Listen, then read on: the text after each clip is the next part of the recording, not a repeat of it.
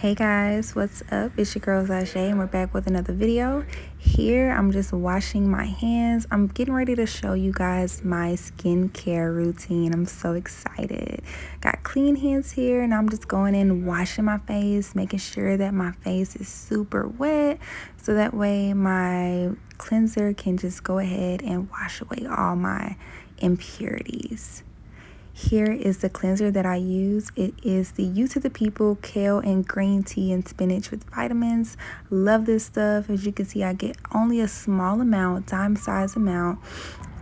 And then I work this stuff into my skin for about 45 seconds. It initially has a great lather, but then it kind of lathers away, if that makes sense. You can see it there. And now I'm just rinsing all of this stuff off. Now guys, please be careful. I did not do this. I was supposed to tie up my baby hairs, but I didn't, and that is not okay because you don't want that stuff to get into your pores. So make sure you tie that up. Now I'm just going in with a paper towel, drying my face off and getting ready to put on my toner, which is this aloe vera cool down sun balm. I get about a quarter size amount of that and I just work it into my skin. Next, I'm going in with my First Aid Beauty Ultra Repair Cream. This stuff is amazing. Before I put this stuff on, I like to make sure that my aloe vera gel has completely dried.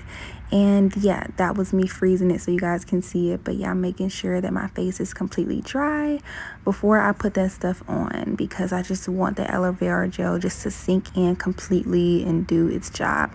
I get about a dime size amount of that and I just work it into my skin.